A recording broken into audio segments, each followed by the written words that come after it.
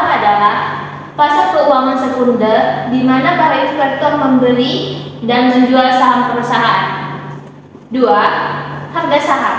Harga saham adalah nilai tukar satu unit saham perusahaan di pasar. 3. Harga pembukaan. Harga pembukaan yaitu harga pertama di mana saham diperdagangkan pada hari itu. 4. Harga penutupan.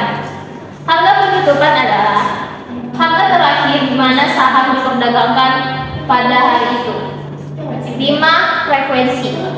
Frekuensi pembelian saham adalah jumlah investor yang membeli saham pada hari tertentu. Tinjauan penelitian pendahuluan yaitu 1. Penelitian oleh Zhang et al. Pada tahun 2018 menemukan bahwa terdapat pengaruh positif yang signifikan antara harga pembuka dan frekuensi pembeli saham di pasar saham Tiongkok.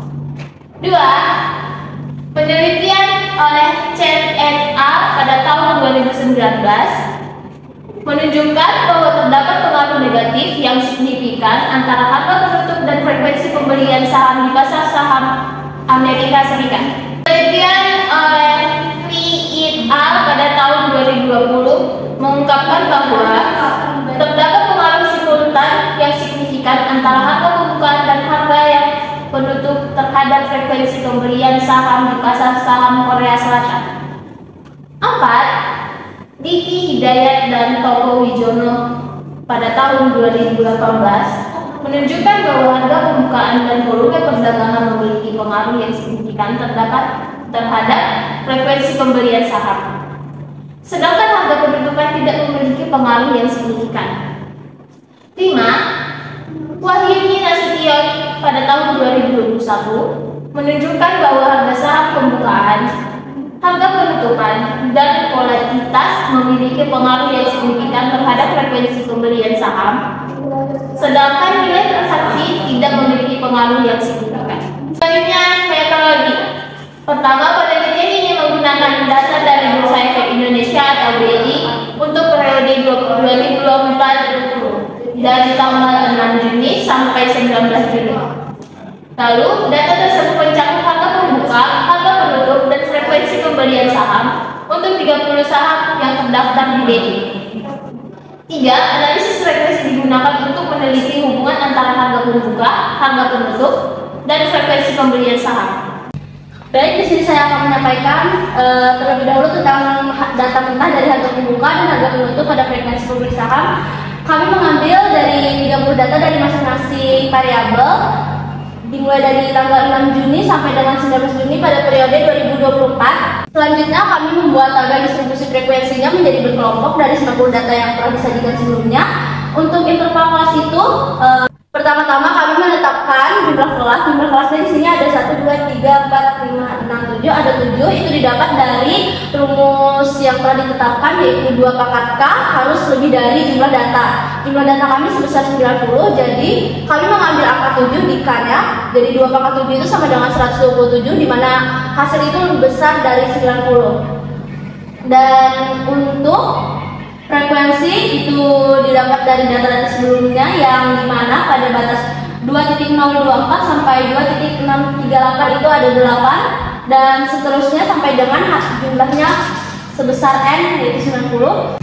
Dan selanjutnya untuk tabel nilai tengah itu kami mencarinya dengan cara pada interval kelas pada batas bawah ditambah dengan batas kelas atas dibagi dengan 2 yang didapat hasilnya sebanyak ini. Dan untuk nilai tepi itu sangat mudah yaitu pada interval kelas di bagian batas bawah yang 2.024 dikurang dengan 0,5 di mana nilai tepi pada kelas pertamanya didapat 2.023,5. Untuk frekuensi relatifnya sendiri didapatkan dari frekuensi dibagi dengan jumlah data di mana jumlah data 90. Jadi pada kelas pertama di frekuensi 8 dibagi dengan 90 didapatkan hasil 0,0889 di mana hasil frekuensi relatif nanti harus sama dengan 1. Dan untuk frekuensi kumulatif itu merupakan pertambahan dari frekuensi di mana pada kelas pertama itu angka 8 dan angka 8 lalu ditambah 7 per 1 sehingga nanti pada kelas terbawahnya merupakan jumlah data sebanyak 90. Sedangkan untuk frekuensi less than itu merupakan penambahan dari frekuensi juga tapi dimulai dari 0 dan pada kelas pertama itu 0, sedangkan nanti ditambahkan dengan frekuensi pada kelas pertama untuk di bawahnya, hingga pada penjumlahan di frekuensi less than sama dengan jumlah data 90. Untuk F model merupakan pengurangan dari sebanyak frekuensi yang dimulai dari banyak data 90 sampai nanti hasil di akhir jumlahnya merupakan 0. Sedangkan frekuensi presentase itu merupakan frekuensi relatif dikali dengan 100%, yang dimana hasil akhirnya nanti harus 100%. Selanjutnya ada statistika deskriptif. Ini adalah merupakan hasil dari output Excel, di mana yang kami dapatkan mean atau rata-rata dari data distribusi frekuensi yang telah kami cantumkan sebelumnya. Meannya merupakan 2.917,933, standar errornya 59,3608, dan untuk mediannya yaitu 2.780. Untuk mode atau modus biasanya disebut dengan angka yang paling sering muncul dalam data, yaitu 2.721, sedangkan standar deviasi yaitu 56,146. Sedangkan sampel varians atau variansi itu 317133,4. Dan untuk range atau jangkauan dari data maksimum dikurang dengan minimum itu sebesar 4.293. Untuk data terkecilnya itu 2.024, sedangkan data terbesarnya itu 6.319. Dan penjumlahan dari seluruh datanya yaitu 262614.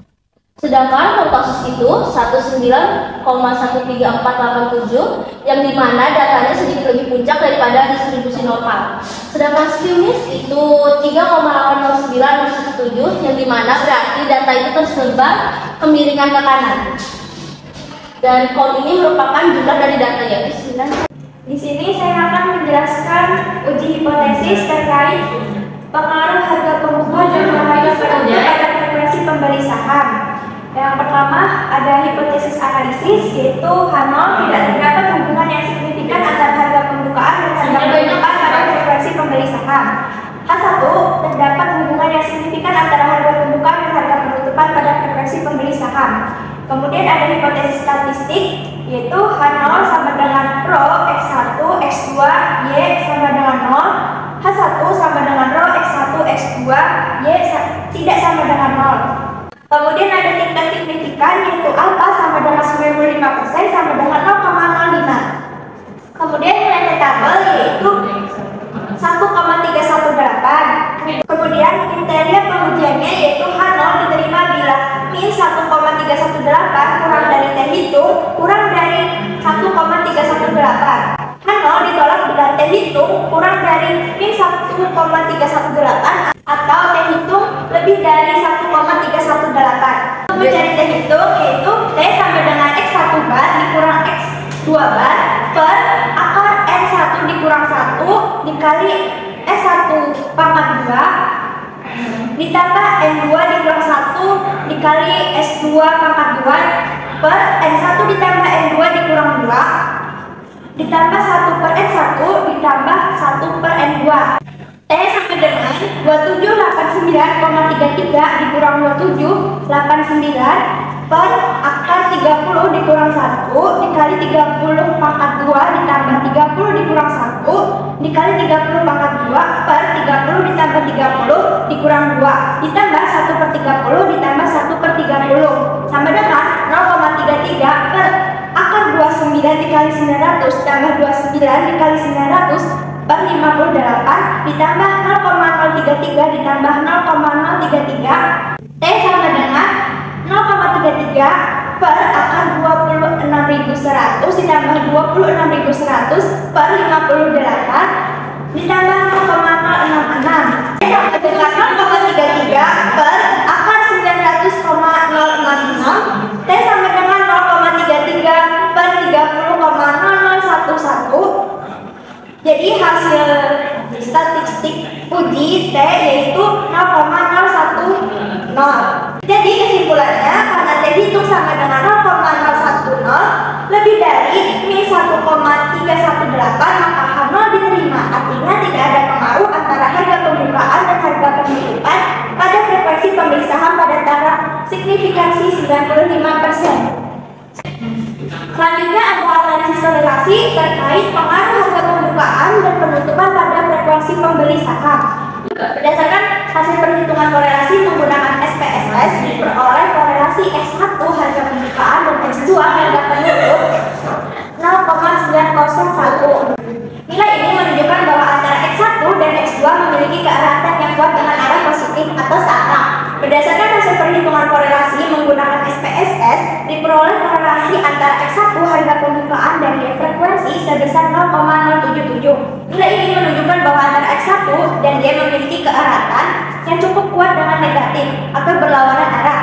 Selanjutnya, jika dilihat hubungan antara variabel X2 dan Y dengan perhitungan korelasi menggunakan SPSS, diperoleh korelasi antara X2 harga penutup dan Y frekuensi sebesar min 0,219. Nilai ini menunjukkan bahwa antara X2 dan Y memiliki hubungan yang kuat dengan arah yang negatif. Berikut adalah hasil analisis regresi linear berganda. Selanjutnya, dari hasil pemodelan regresi linear berganda diperoleh model sebagai berikut. 1. Setiap peningkatan harga pembukaan sebesar Rp1.000 akan meningkatkan frekuensi penjualan sebesar 7,66 dengan asumsi variabel lain konstan. Yang kedua, kenaikan harga penutup sebesar Rp1.000 akan meningkatkan frekuensi penjualan sebesar 1,048 dengan asumsi variabel lain konstan. Kesimpulan, dengan tingkat signifikan 5%, tidak terdapat pengaruh signifikan variabel harga pembukaan dan harga penutup secara bersama-sama terhadap frekuensi pembelian saham. Koefisien determinasi dari perhitungan menggunakan Excel diperoleh nilai R squared sebesar 0,1251, artinya 12,51%. Keragaman frekuensi dapat dijelaskan oleh model yang memuat variabel harga pembuka dan dijelaskan oleh model yang memuat variabel harga pembuka dan penutup. Hipotese H0 sama dengan tidak terdapat pengaruh signifikan variabel harga pembuka dan harga penutup ini parsial. H0 terdapat pengaruh signifikan variabel harga pembuka dan harga penutup terhadap frekuensi. H1 sama dengan terdapat pengaruh signifikan variabel harga pembuka dan harga penutup terhadap frekuensi.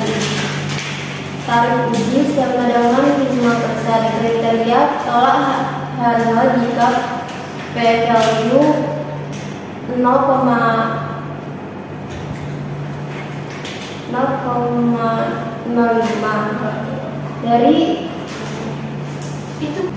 Uji parsial H0 sama dengan tidak terdapat pengaruh signifikan variabel harga pembuka dan harga penutup terhadap frekuensi. H1 sama dengan terdapat pengaruh signifikan variabel harga pembuka dan harga penutup terhadap variabel frekuensi. Tarif uji 5%. Kriteria tolak H0 jika P value 0,05 dari tabel uji peroleh analisis P value T 0,134 dan 0,066. Keputusan tolak H0 untuk uji variabel X1 dan X2. Kesimpulannya, dengan tingkat signifikan 5% terdapat cukup bukti untuk menunjukkan bahwa variabel harga pembukaan dan variabel harga penutup berpengaruh signifikan terhadap frekuensi pembeli saham.